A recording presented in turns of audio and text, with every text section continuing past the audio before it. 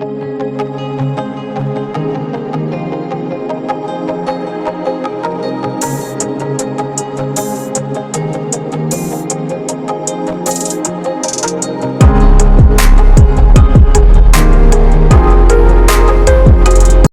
Dear students, चलिए start करते हैं आज का अपना अगला topic. Class 10th chapter 1 history का ही टॉपिक है।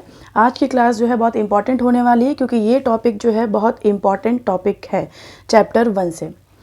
इसमें देखेंगे हम a strange case of Britain. Britain के केस के बारे में पूरा दिया है, जैसा कि हम लोगों ने पढ़ा है। यूनिफिकेशन ऑफ इटली पढ़ चुके हैं, यूनिफिकेशन ऑफ जर्मनी पढ़ चुके हैं। इसी तरीके से ये ब्रिटेन का एक केस है। ब्रिटेन में भी देखेंगे, यहाँ पर जो है ब्लड लेस रिवॉल्यूशन के बारे में बताया गया है। यहाँ पर कोई वॉर नहीं हुआ, लेकिन उसके बाद भी बहुत लंबा टाइम पीरियड यहाँ पर ब्रिटेन को लग गया यूनिफिकेशन करने में। इसमें देखते हैं, पहला पॉइंट है हमारा, before 18th century it was not a nation state. 18th century से पहले जो ब्रिटेन था वो एक नेशन स्टेट नहीं था। उसके बाद सेकंड पॉइंट है, constant growth helped English nation to extend there. लगातार कंटिन्यूस ग्रोथ कर रहे थे इंग्लैंड। कंटिन्यूसली ग्रोथ के बाद जो है इनको हेल्प मिलती है, और उस हेल्प से ये क्या करते हैं, जो वेल्थ, इन बहुत सारी वेल्थ इकट्ठी कर लेते हैं, जिसकी हेल्प से ये इनके आसपास के जितने भी छोटे छोटे आइलैंड्स होते हैं उनके ऊपर अपना कंट्रोल कर लेते हैं। नेक्स्ट पॉइंट है, seize the power of the monarchy. 1688 में क्या करते हैं, ये मोनार्की की जो पावर होती है उसको सीज कर देते हैं, मोनार्की सिस्टम को यहाँ पर ख़त्म कर देते हैं।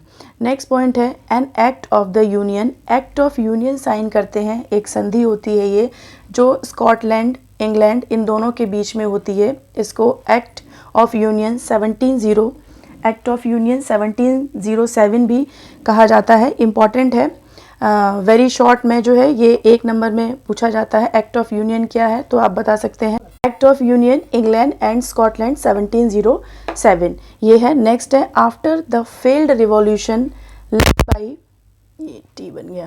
Lead by the Wolfe Tone and United Irishmen. इसके बाद जो है, जब ये इतना act of union process complete हो जाता है, ये हमारा बन जाता है Great Britain. Act of union यहाँ पर ग्रेट ब्रिटेन, जब 1707 में जो है, ये इधर से दिखा देती हूँ, एक्ट ऑफ यूनियन जो है इंग्लैंड और स्कॉटलैंड के बीच में 1707 में जब ये साइन होता है तो ये बनता है ग्रेट ब्रिटेन।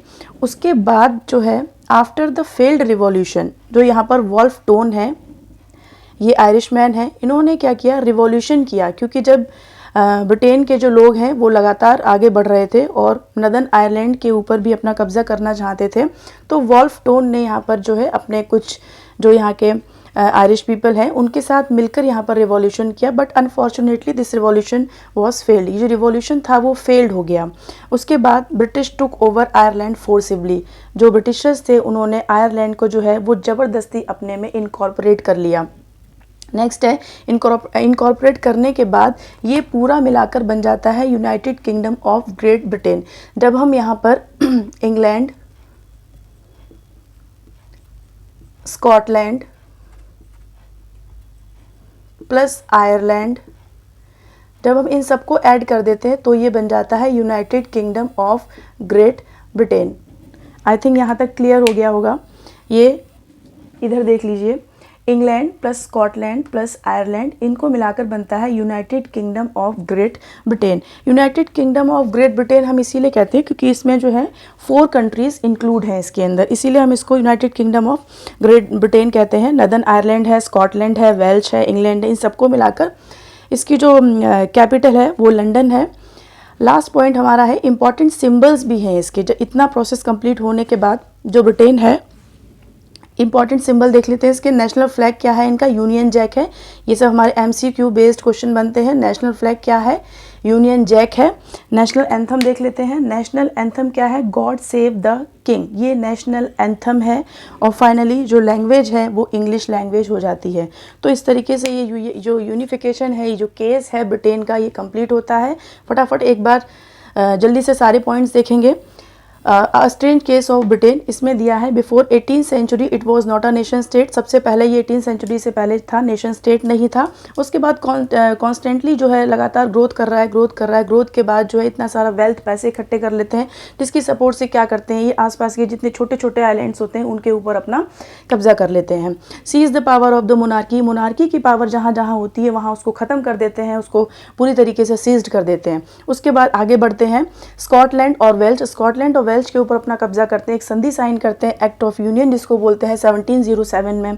फिर नेक्स्ट अगला स्टेप है आफ्टर द फेल्ड रिवॉल्यूशन, क्योंकि जैसे यहाँ पर ये एक्ट ऑफ यूनियन साइन होने के बाद आगे बढ़ते हैं आयरलैंड के ऊपर, नॉर्थ आयरलैंड के पास जब ये पहुँचते हैं उसको भी अपने ऊपर, उसके ऊपर भी अपना कंट्रोल करना चाहते हैं। तो यहाँ के एक इम्पॉर्टेंट कैरेक्टर है वॉल्फ टोन का है। वॉल्फ टोन जो है अपने आयरिश पीपल के साथ मिलकर जो है ये यहाँ पर रिवॉल्यूशन करते हैं, और वो रिवॉल्यूशन जो है वो फाइनली फेल हो जाता है, जिसकी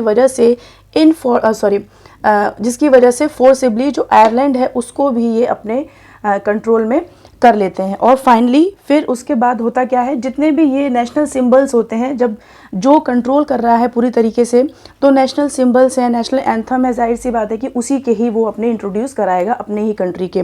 तो ये यहाँ पर है कि इंग्लैंड है, इंपॉर्टेंट सिंबल दे रखे हैं। नेशनल फ्लैग इनका है यूनियन जैक, और नेशनल एंथम है गॉड सेव द किंग, और जो इंग्लिश लैंग्वेज है वो यहाँ की नेशनल लैंग्वेज है। Thank you.